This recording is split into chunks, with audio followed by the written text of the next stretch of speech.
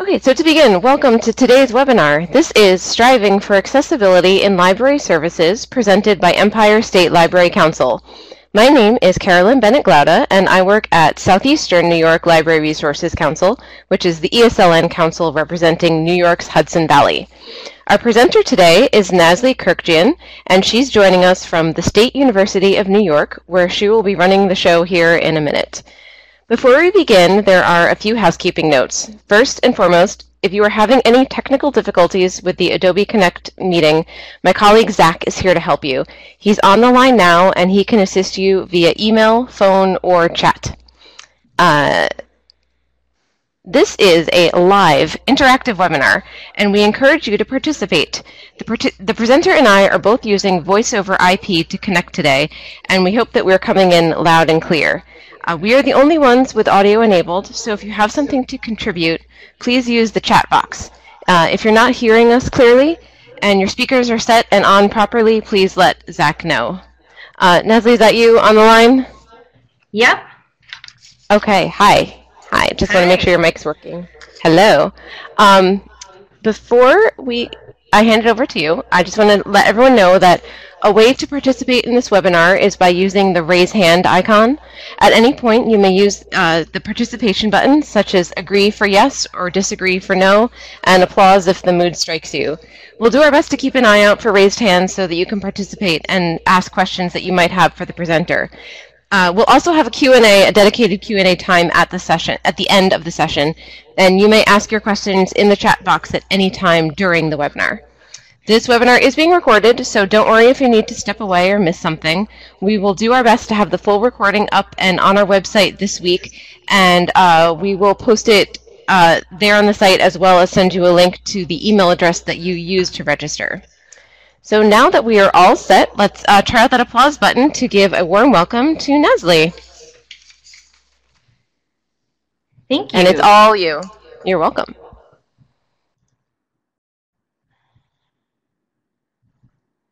Okay, I'm just uploading the presentation. Can everyone see this? All right. Okay. Hi, everybody. My name is Nazely Kurkjian, and I am the coordinator of Disability, Diversity, and Non-Traditional Student Services at SUNY System Administration. I'd like to thank Carolyn and the Empire State Library Network for inviting me to speak and providing this webinar on such an important topic. As Carolyn mentioned, this will be available as a recording in addition to the presentation materials. Just some additional background information. Prior to my role at SUNY Administration, I was the Adaptive Technology Specialist in the Services for Students with Disabilities office at Binghamton University, which is a SUNY doctoral institution in New York. There, I worked to increase awareness of barriers to access and improve accessibility for our campus community. I worked closely with the university libraries to ensure equal access to e-reserves and partnered with them to monitor assistive technology access in the libraries. That being said, this is my agenda for today. And so I'll begin with some key concepts and definitions, briefly cover legal landscape, provide an overview on access to electronic information and technologies, and discuss some strategies for institutionalizing accessibility within your organization. This presentation will cover information about improving services for patrons with disabilities.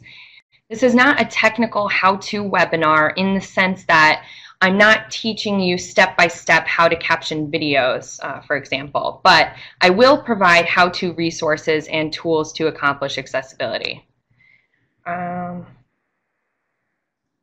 see a note that people aren't hearing anything. Is that another, or is there more people that can't hear me? Okay. Okay. So it seems to be a single issue. I'm going to continue. So I just want to do a quick side note. I understand how the importance of accessibility for me is like copyright for you.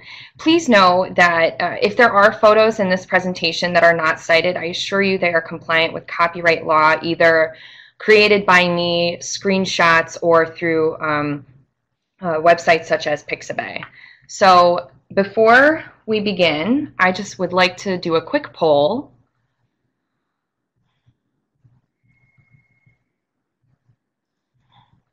All right. What type of library do you work at? Academic, public, special, law, or other?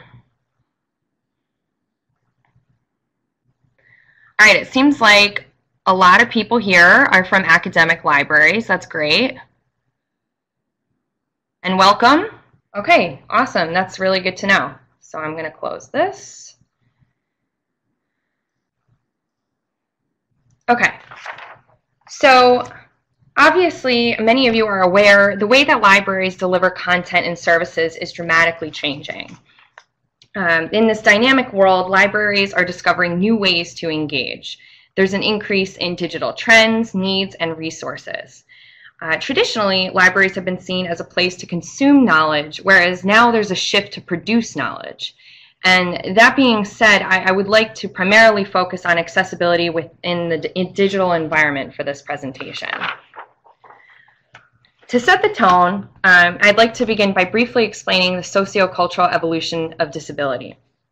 Historically, our attitudes towards disabilities in a medical sense, that is, that it is abnormal or unhealthy and impairment is the issue. Society tends to act reactively. In both academic and non-academic settings, we typically wait for individuals to self-identify in order to request information and services, and then we provide accommodations. Well, there's a social and cultural transformation in how we view disability, namely the social model of disability, which emphasizes removing barriers from the environment that we put there. This is a more inclusive and proactive way of thinking and will set the tone for the remainder of this presentation. The whole point is to design environments that are accessible and usable to all from the beginning. Some of you may be thinking of universal design as I say this. This is a concept and set of inclusive design principles. Slight warning, this is somewhat of a false dichotomy because accommodations are not going away and are still necessary in many cases, but we can strive to be as accessible as possible from the get-go. This is just a cute little cartoon I wanted to share from the Ontario Human Rights Code, and it provides various accessibility criteria and terminology that I will cover through the presentation. So what is accessible? Basically, it's about our ability to engage and participate in the world around us. This definition that's on the screen is from Office of Civil Rights Resolution Agreement at the University of Montana and has been described in other resolution agreements. It basically means that individuals with disabilities are able to acquire the same information, engage in the same interactions at the same time frame with substantially equivalent ease of use.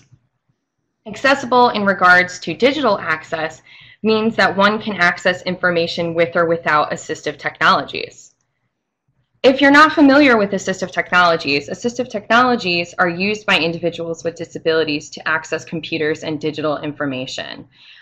These are a number of ways that people with disabilities access information in our environments, and many libraries provide assistive technology hardware, software, and apps. Some organizations provide assistive technologies on public computing labs.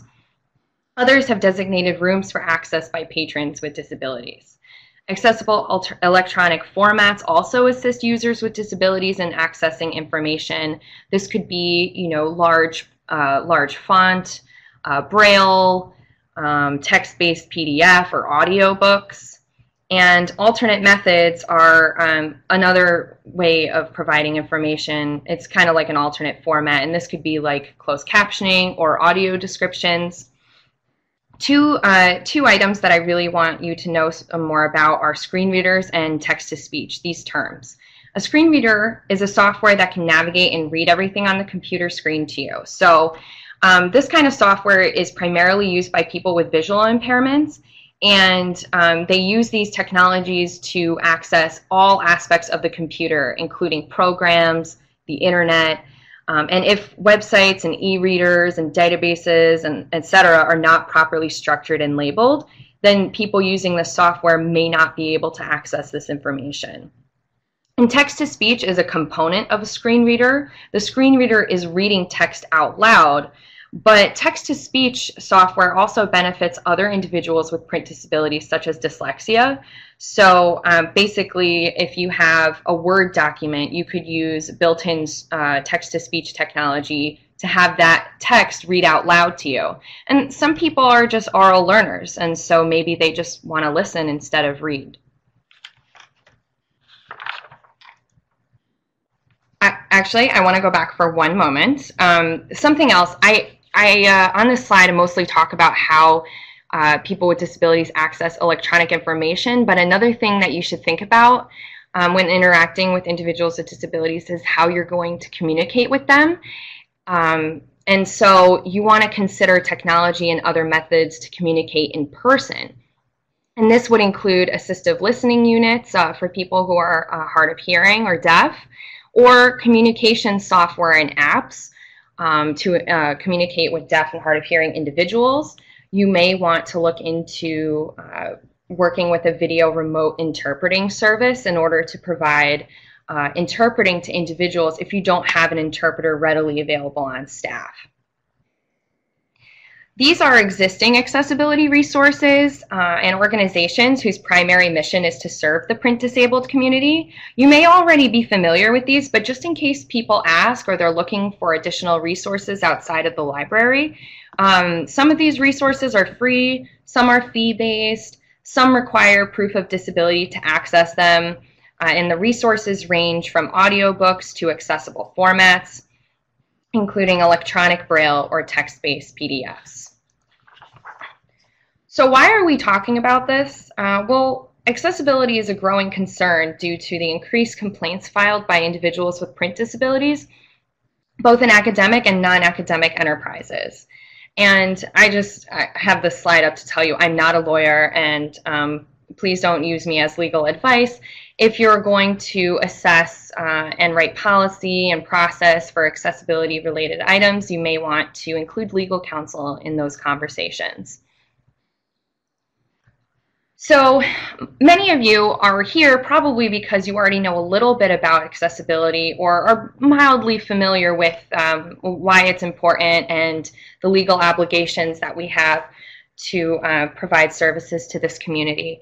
And the Rehabilitation Act of 1973 and the Americans with Disabilities Act, or ADA, these are the guiding federal civil rights statutes that provide access and information about how we should be properly providing accommodations.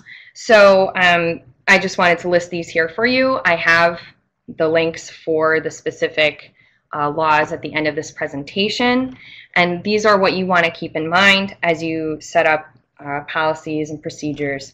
So just to go into a few things a little bit, Section 508 is one that pertains to this discussion specifically. 508 requires electronic and information technology to be accessible to individuals with disabilities, and the New York State IT accessibility policy is a New York State policy that adopts parts of Section 508 for New York State and specifically mentions SUNY and CUNY public higher education systems. I added the Copyright Act to this, not because it mentions disability necessarily, but there is a Chafee Amendment, which pretty much says that accessibility trumps copyright. This was written in 1996, and at the time, and as it is written, it is meant for published non-dramatic literary works, and everything else falls under fair use. Many of you already provide accommodations based on requests. I wanted to provide some examples, and this is some of the wording that I have found on websites for library associations and agencies. So basically, the ADA requires institutions to provide reasonable accommodations. What is reasonable, you may be wondering? Something that is reasonable would be something like, you know, a student with a print disability needs a physical print resource, and they need it in accessible electronic format in order to access the materials that other students without disabilities can access. This is not a substantial alteration to the delivery of this opportunity, and so this is reasonable. Other reasonable accommodations may include providing assistive technology or making print materials available in other formats. Other accommodations could be interpreters or live captioning services or video remote interpreting. For services, libraries may provide individuals with extended loan periods or reserve periods, books by mail, or remote access to electronic resources, volunteer readers in the library, that kind of thing. So what is unreasonable then? Something that would be constituted as unreasonable may be a student coming to the libraries and wishes to have additional time to read materials in a closed reserve. So this would likely result in the library, opening an extra hour or so past the closing time, and this would be a substantial alteration in the manner in which the library delivers its services, and so this would be designated as something unreasonable. When assessing undue financial burden, the government will look at the total resources available in the situation, and so if you are an institution of the state, they will look at the budget of the state. And these are just some examples of relevant legal action as it pertains to libraries. So Hathi Trust is a landmark copyright lawsuit. I'm sure all of you are very well aware of it, but it's really important because you, as librarians, can retain copies under fair use, share copies with other print disabled individuals, and if vendors and publishers do not provide accessible formats, libraries can make those resources accessible. So basically, accessibility, providing accessible digital content to readers with disabilities does not violate copyright law and is fair use. And others to mention, the Free Library of Philadelphia and the Sacramento Public Libraries, they were in lawsuits over inaccessible e-reader devices, specifically the Nook. The Nook is not the only inaccessible e-reader device, but it is what these libraries happen to be using. They were using these e-readers in a patron lending program, and the government pretty much said, you can't acquire any more inaccessible e-readers for patron use, and you have to buy more accessible e-readers. And then the University of Montana and Pennsylvania State University and Berkeley, those had some emphasis on access to library services, specifically inaccessible library databases. So let's move on to technical standards for providing accessible digital environments. So there's Section 508, as I mentioned before, and the Web Content Accessibility Guidelines, or it's known as WCAG. Section 508, as it stands right now, only applies to federal entities. Some states have adopted Section 508 for their state. Some colleges use Section 508 to assess technical accessibility. Section 508 is outdated, and really we should be looking at the WCAG 2.0 AA guidelines as the baseline for access. WCAG is an international standard. There's 3 levels. There's A, AA, and AAA. In order of levels of accessibility, and the courts keep on endorsing WCAG 2.0 AA as the baseline standard. In fact, the association, which association? Anyways, so the Association of Research Libraries, I believe, their policy was endorsing WCAG 2.0 AA guidelines as the standard. And so I'm going to go over some accessibility criterion of the standard. So this standard is pretty much about design, and design elements can limit accessibility greatly. Basically, you want to ensure that graphic and video content is accessible to people who can't see it, audio content is accessible to people who can't hear it, and electronic information and technologies can be controlled and manipulated by assistive technology, and information may be accessed remotely. So when you're digitizing content or creating libguides or tutorials, electronic reserves, or even designing exhibits, keep all of these design elements in mind and the categories of disability, such as, how will this impact people with mobile disabilities or cognitive impairments or auditory and visual disabilities. And these are some of the items that you want to consider. Accessible design principles apply broadly, and so for many of these things, they apply very broadly, like color and structure. And additionally, for these items, you want to consider not only the accessibility of the content itself, but the platform and the device. I can't cover all of these today, but I will provide resources. So let's begin with websites. So web accessibility includes several components: the website itself, the content within the website, the browsers, the media players, and then whatever additional applets, plugins, the database platforms, third-party products and services. And basically, all of these require appropriate structure by use of headings and proper labels, like the buttons, the form fields, the drop-down menus. You want to make sure that navigation is clear and consistent. You want to avoid time-based access and avoid distracting, changing, and unorganized interfaces. The easiest way, without using assistive technology, for you as someone just playing around on a computer, to gauge if a screen reader user can navigate a website is to click the tab button. When you click the tab button, you will see either there will be a box that shows up where it is clicking, where it is moving to, or at the bottom of the browser you will see where it is going. And so you can see how someone with a screen reader will navigate this website. And you can, it's like how you read a newspaper. You want it to read in the order that we visually see it, which is how we want a screen reader to navigate web pages and documents. Your organization may have hundreds of web pages.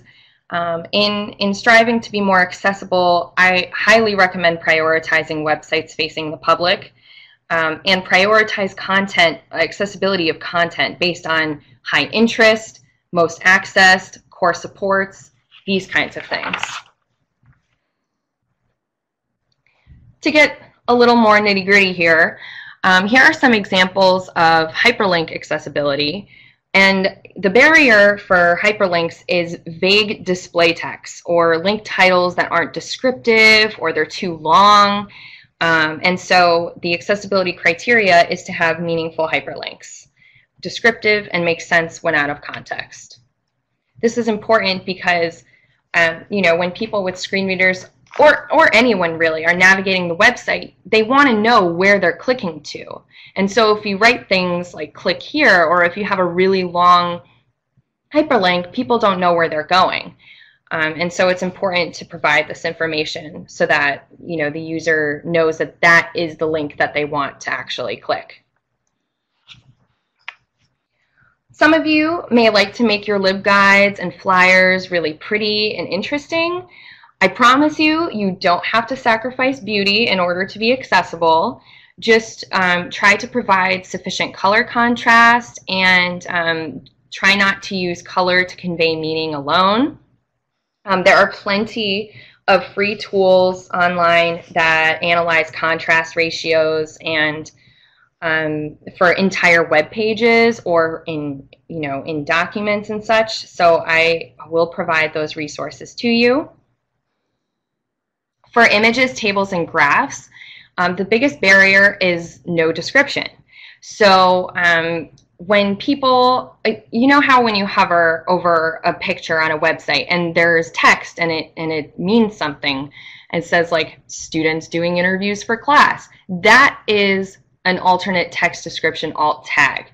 It is a code attached to the image that lives within the image. So when you download an image off the internet, typically there's some kind of gibberish attached to it, like .jpeg 12345. What you want to do is modify that description to enable people using screen readers or even people not using screen readers to better understand the image and literally access the image for some. And so this is built into most programs. The image on the screen is a screenshot from Omni Update website template. And so they provide the ability to add an image description and title right there. Word provides this, PDF provides this, PowerPoint provides this option. You just have to right-click it, or there are several ways to access it, but for the Microsoft Office products, they're almost all the same. And then, with website templates, they're usually in the Insert Edit Image area. And so, think, what does this image represent? What is happening in the image? If the image is purely decorative, you may want to leave it empty or add a null alt text attribute, which means that the screen readers will ignore the images. For more complex images and graphics and charts, if the charts aren't adequately described in the text or on the page, you may want to convert them into accessible tables. At minimum, you should provide a title and caption. So if the information in the chart is not described in the chart, provide a description and summary. It's not necessary to describe visual characteristics like blue column, yellow column.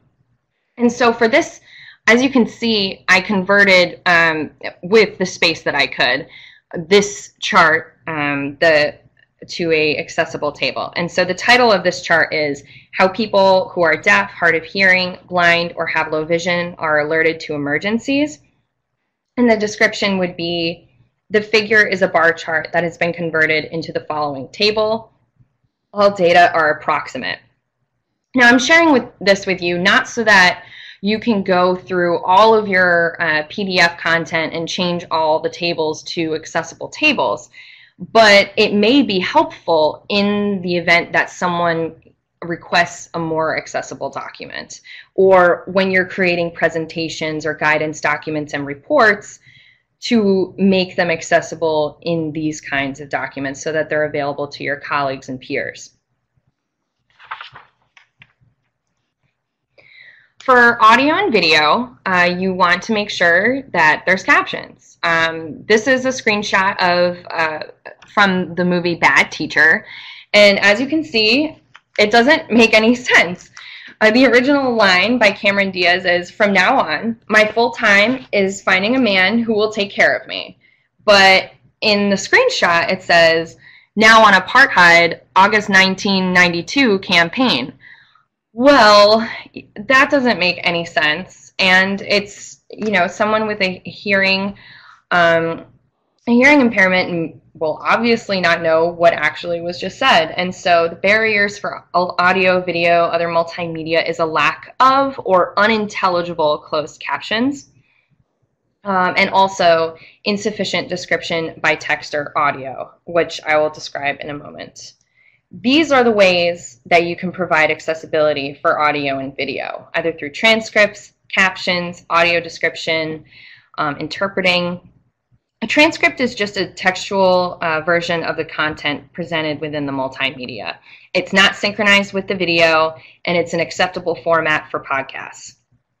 Captions are, text versions of the spoken word. They are synchronized with the video, and, they match the timing of the words match what is said on screen. And this is best practice for video. Audio descriptions provide additional information about what is visible on a screen. So an audio description is a file that describes the video. So this is how captioning works, this picture on the screen. You add a video file plus a captioning file into the video player. Ta-da, there's the caption with the video. And the same thing would happen with an audio description. You would add an audio description file. And so this would be the best way for a person with a visual disability to truly understand what's going on in the background. Some additional questions that you may want to ask for this issue. Is the audio video pre-recorded or live? You want to consider accessibility for both. If it is live and someone, maybe someone won't request it, but you want to be prepared. They may request a real-time captioning or CART. And so you may want to at least have, access to or work with a CART vendor to provide such a service in the event that you need one. And so for situations like this, you want to consider an accessibility statement when you're marketing your events, just like there was one for this webinar. So for this webinar, they provided a statement that said, if you anticipate a need for a disability-related accommodation or auxiliary aid to participate, please contact blank at blank. We ask that you provide us with at least 3 to 5 days of advance notice regarding your equal access needs. So, you know, if you aren't going to incorporate accessibility right away, at least provide an option up front, you know, so that you're not scrambling to find an interpreter or a cart service. PDFs. I wanted to focus a little bit on PDFs because, at least in my experience and observations, a lot of the database content are PDFs. And so these are some of the accessibility criteria for PDF accessibility. So whether you're creating or storing open educational resources, scanning items for e-reserve or other document delivery, or licensing with a publisher whose database is filled with PDFs or even EPUBs, you want to keep all these criteria in mind. The biggest barrier is a scanned image or an image-based PDF. And most of you probably know what this looks like, because when you have an image-based PDF, you can't highlight any of the text. When you try to right-click on the document, it highlights the entire document. This means that a screen reader or a text-to-speech software wouldn't be able to extract the text and read it out loud, which is an issue for people with print disabilities. And so, you know, the goal is to have PDFs and ebooks that are text-based, tagged, and structured appropriately. And these are some additional elements that increase and enhance accessibility. Obviously, in your environments, there will be plenty of books with writing and highlighting. And so, you know, something like an optical character recognition scan software may not be able to perfectly fix these scans. And so in the event that you can't perfectly fix these scans and there's a request, you may need to come up with a different way to provide this resource. This could either be, you know, editing within an OCR software, or retyping, or having a volunteer reader in the library. There are a number of ways to provide equal access. And I mentioned OCR, optical character recognition, and these are just some examples of tools that I've seen people use or I've used myself. And you know, OCR is also built into scanners that you purchase for the libraries, but they are probably not as powerful and effective as separate OCR software. So you're going to want to have additional OCR software. Unless your scanner is perfect, please let me know, because I have yet to find a scanner that has a perfect OCR and like very accurate conversion to an audio file kind of task. So if you use Microsoft Word and you create an accessible Word doc, again, you know, using headings and alt text and stuff like that, when you save it as a PDF, the accessibility features will retain.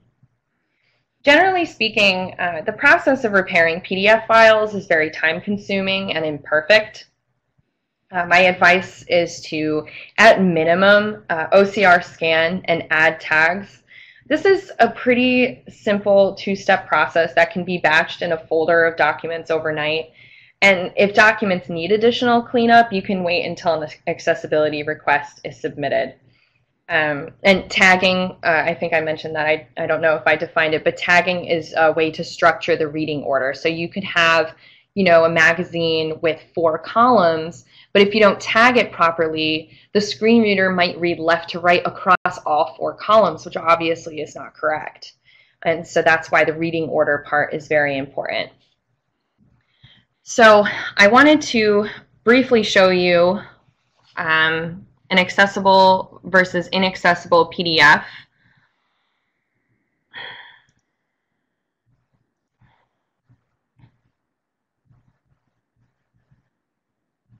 I'm just waiting for this to share my screen.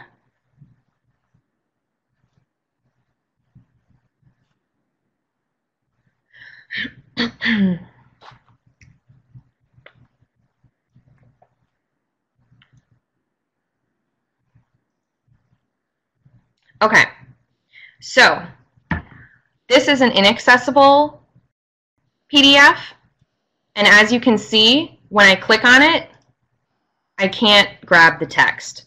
After scanning with Adobe Acrobat Professional with the OCR process, it is now text renderable and can be read out loud.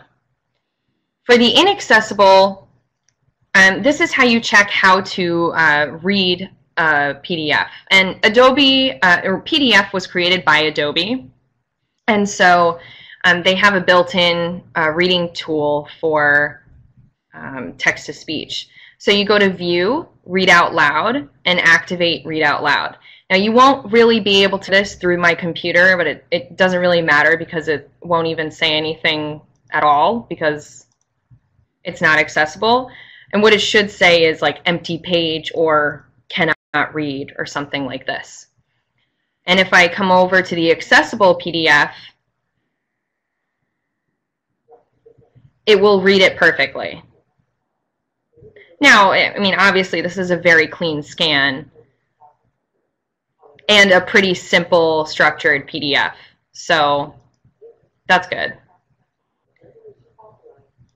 Okay, so I'm going to get out of that.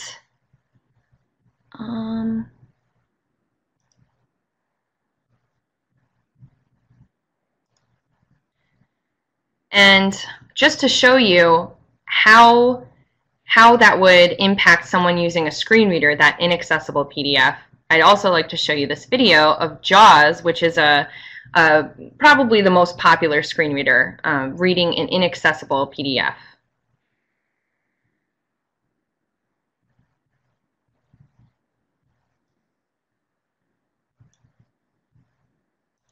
Pause. Linton-origins inaccessible 1+2. 1+2 HMV did these 11 orgs and congu semicolon 11 org O11 / sit THN used. So even when a scan looks pretty clean, now it doesn't really look clean on the screen, but when I recorded it, it looked like that other accessible PDF. Just because it's clean does not mean that it's accessible. And so you really do need to check the read out loud feature to see if it's intelligible, just like unintelligible closed captions.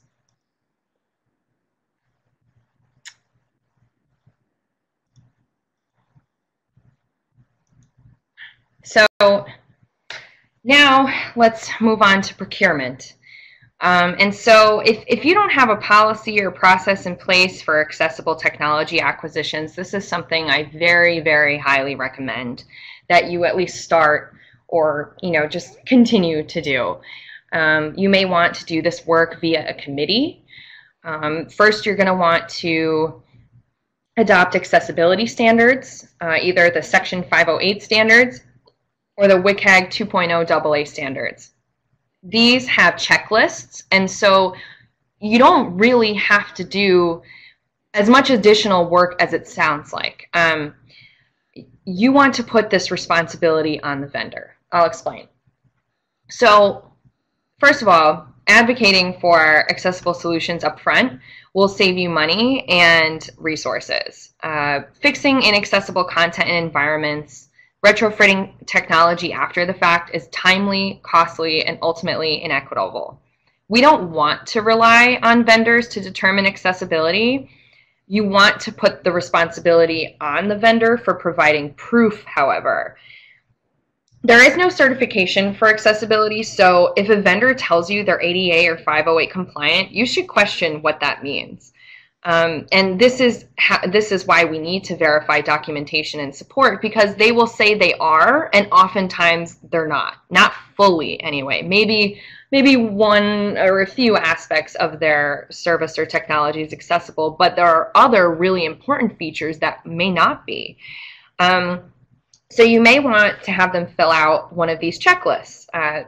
What most people use is a VPAT, or a voluntary product accessibility template. The VPAT is a standards checklist for Section 508. It's a voluntary, non-binding evaluation tool that many institutions and federal entities use in order to, verify documentation and support. And I mean, you could have them fill out this checklist, or you could, or you could review it yourself. You could test it yourself, testing the product or service. Some organizations, like I said, have a committee for accessible purchasing, and they assess the products and make the decisions. This is a lot of work, and you may not have the resources or expertise to do this. I recommend urging the vendor to go to a third-party accessibility evaluator or consultant. Just say, look, these are the standards we have.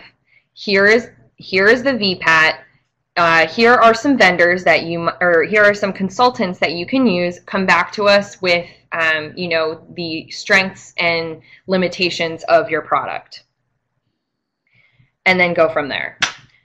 Fortunately, there's been a much greater awareness of the accessibility with our partners, our industrial partners, but I encourage you to work closely with them, because some of them may be smaller and less familiar with accessibility criteria. Work with them on accomplishing milestones. Put accessibility on their roadmap. If there are products and services that meet your business needs that are not fully accessible, and there will be, there should be a process in place to provide an equally effective alternative, or an alternative access plan. CSU, the California State University System, has a fantastic template for an equally effective alternative access plan. I highly recommend you use that, and I will provide that resource to you. The good thing about following an accessibility review process is that you will know about the gaps to access up front. Like I said, nothing will be 100% accessible, but we need to be prepared to provide access in the event that a student or a person cannot access the product or solution. So here is some sample license language taken from the report on the Association of Research Libraries Task Force to serve patrons with print disabilities. Many libraries have adopted this kind of license language, and if the products are not 100% accessible, put a timeline in the contract that says, these features will be accessible in X amount of months, X amount of years, whatever, because, it's really important. And it also, they should want to do this because it will make their product better. So some of the challenges that come along with all of this, and I'll start with acquisition since we were just talking about it. Because libraries are increasingly acquiring digital resources through licenses. There's a little competition, very large packages, and it's not all the same content. It's not all the same publisher. Vendors and publishers will provide content and interfaces that are not accessible, even when they say so. You may experience pushback from the vendors, but the legal responsibility to provide access to our patrons lies on us, not them. So we really need to push them, because it's not them who are getting lawsuits, it's us. Not all products and services will be 100% accessible. Therefore, you need to make a risk assessment based on the impact this product and service will have in the community. Think about who the intended audience is. What is the impact? If it's a product at an academic library, for example, that directly impacts student success, that's a high impact product, and you will want to follow an accessibility review process. The bottom line is, purchase the most accessible product that meets your business needs and document everything. Another challenge is system synergy, just making sure all our technical systems work together fluidly. Stronger metadata, I know this is kind of a buzzword in library worlds, and needing to make things more easily findable. As far as accessibility is concerned, it'd be ideal if the metadata included words like captions, so that patrons are easily able to locate these kinds of information. Time. This is mostly in regards to academic libraries. Disability services offices traditionally have been seen as the primary responsible office for providing access to students who self-identify with the institution. This isn't really the case anymore. It actually wasn't really ever the case, but that just, is how it was interpreted. With the increase in technologies and need for electronic resources, libraries need to partner with disability services and IT and purchasing in order to provide accessible materials to the campus community, which means this might, this will require some time and planning in ensuring and continuing accessibility initiatives at the libraries. Cost, money is tight for a lot of people. Not everyone can afford a library accessibility position or hiring a third-party consultant to come and audit all of their services, or even the newest OCR software. But there are plenty of other libraries that are working to be more inclusive and accessible, and so just collaborating with other institutions, seeing, can I see your 5-year plan? What is your licensing language? What does this position look like at your library? What do they do? How has it improved your services? Regarding technologies and tools, there are plenty of built-in or free and low-cost tools that create and check accessibility of websites, of PDFs, and other kinds of content. So I'm curious, because I haven't seen anyone chat yet, what other challenges can you think of or have experienced yourself relevant to this topic?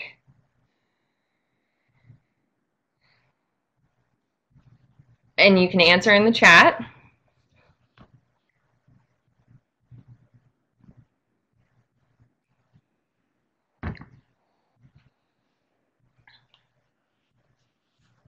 I want to see if I missed anything. It would be good for discussion.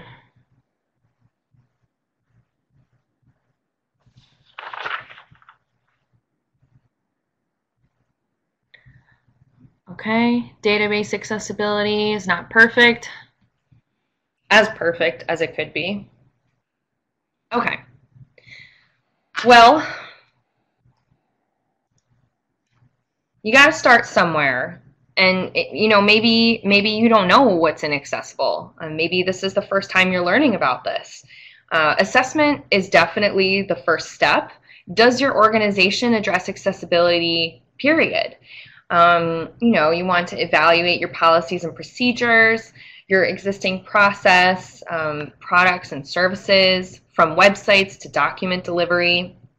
You may want to set a policy or statement of commitment to your dedication and commitment to ensuring access for all. This is a sample statement from the Michigan State University's libraries.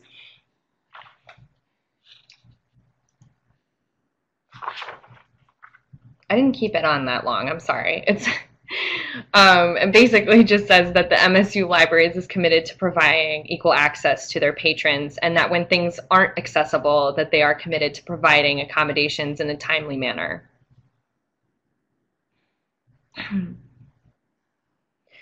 And so to continue on that, assessment, you may wish to create a timeline to improve access of your current processes and technologies. This would include, some kind of audit or testing.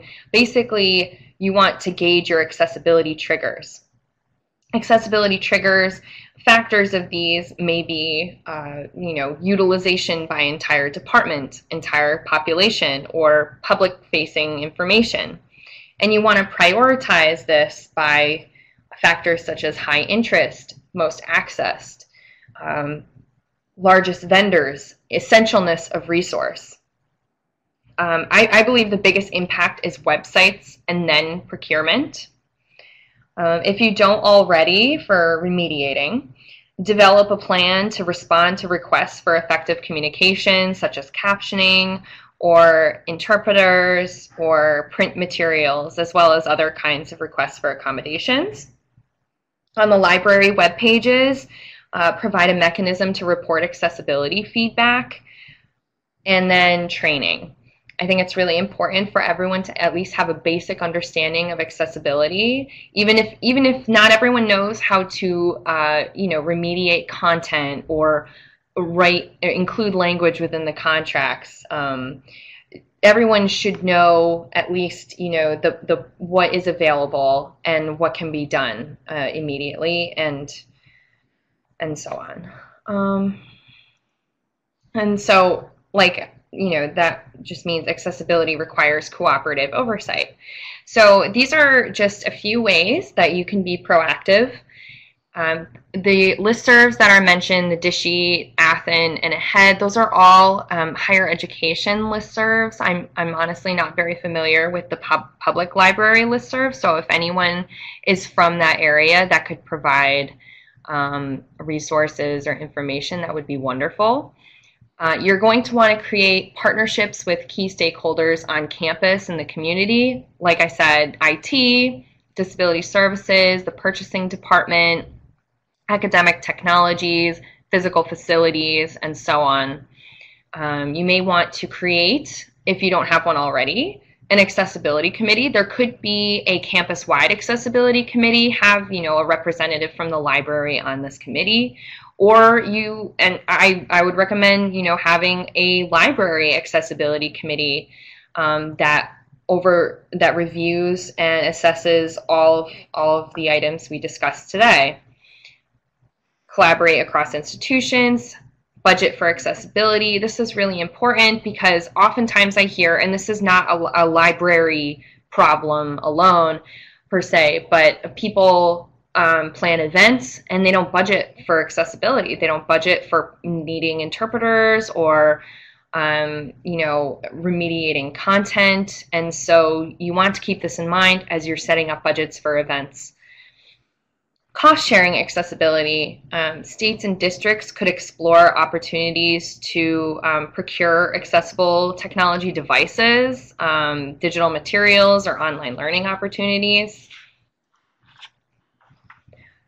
You could develop a web page for library services for individuals with disabilities. These are just a few libraries that have done this.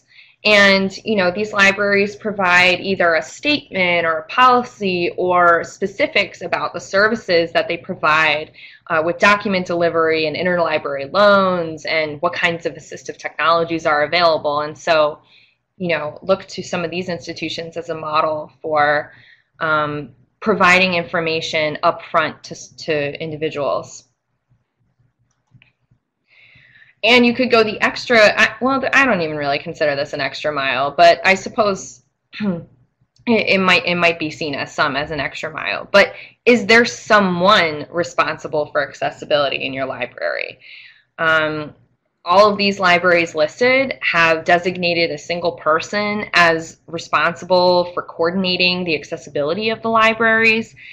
And so if that is challenging for some, you consider putting accessibility into job descriptions or using a committee to determine roles and responsibilities. I've learned from a past webinar by George Mason University, which is listed on this slide, their coordinator serves as a liaison between the assistive technology department and the library staff, and this has led to improved coordination, an informal process for accessible acquisitions, assistive technology testing for popular library databases, and some other things. And so, reach out to these people and see what's in their job description, what are they doing, and so on.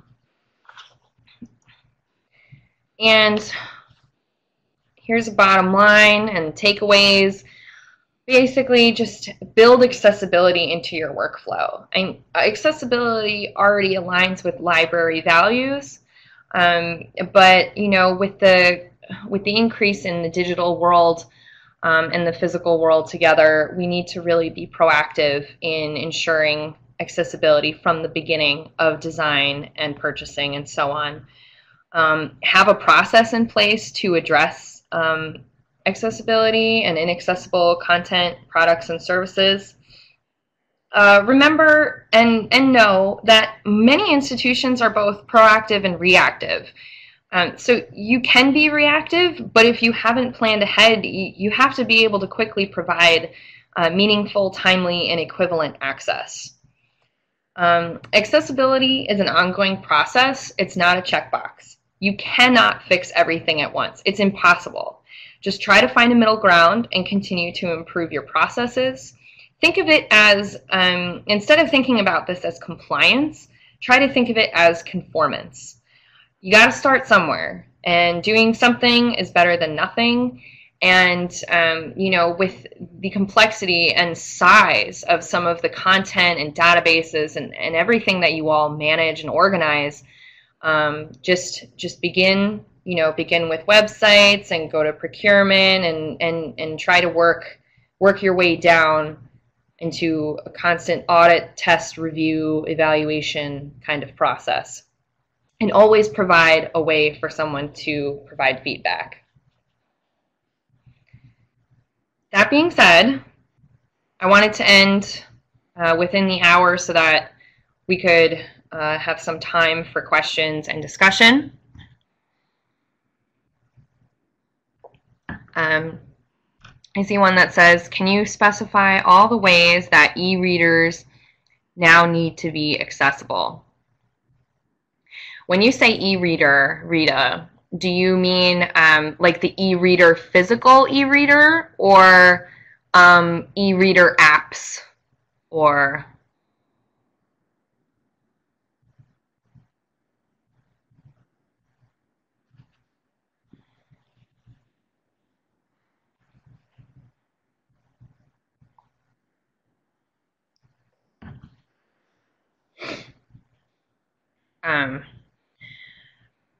Physical e-readers. We have Kindles. Okay. So the earliest Kindles are definitely not accessible, but I do believe that once there was another settlement against educational organization that, I think it was a college, that handed out Kindles to all of their incoming freshmen. And that was a serious issue, and there was a Dear Colleague letter on the Kindle. And so basically what needs to happen is the physical e-reader needs to have screen reader or text-to-speech capability by someone who is visually impaired, especially. So when you use something like an iPhone or an iPad, there is accessibility built into that product, specifically VoiceOver. VoiceOver is the screen reader software built into Apple products. And what that enables people with visual impairments to do is navigate through the apps, you know, be able to call people, be able to read everything on Safari and stuff like that. And the Kindles didn't have that built in. So you know, you might want to investigate the settings of it and just see if that is even an option, because that wasn't an option on earlier versions.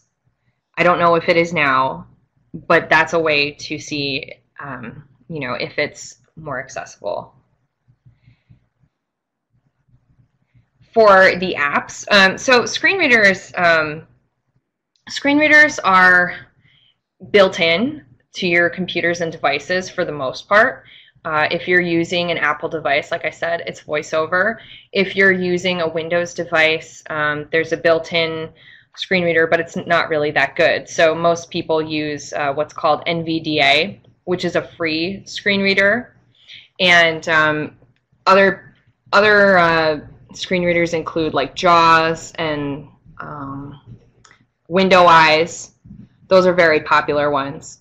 So the only way to test accessibility within something like a physical e-reader is if the screen reader is built into it, and whether you can navigate the whole thing without seeing.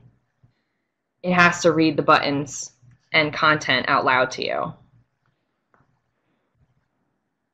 I would look up the manual and just see if that's an option if you can't find it yourself.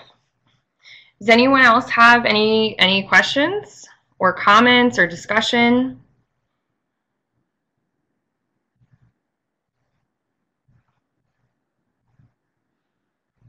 It doesn't really look like it. So thank you. And I have so many resources to provide, and you can access me at any time. So here's some accessibility ones. Here's some legal and technical resources. And here's my contact information. And that is my direct line. So if you want to, call, please feel free to. But I thank you for your attendance, and I really hope that I've been able to provide you with some information that you can take and apply in real life situations. And Nazely, thank you so much. This is a great webinar. I just want to let everyone know I'm putting a link to an evaluation in the chat there. And I will probably be on the line for another minute or two if anyone thinks of anything last minute that you didn't think of before. And this recording will be available on our website soon, along with documentation and notes from the presentation. All right, thank you. Yeah, thank you. We really appreciate having you today, and thank you to everyone else at ESLN for producing this webinar today.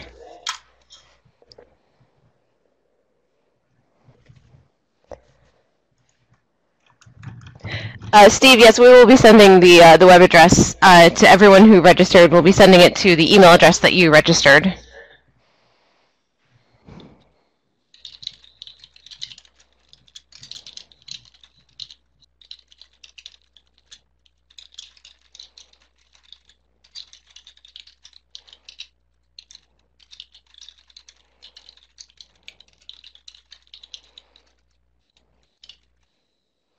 Okay, I'm going to end the recording now.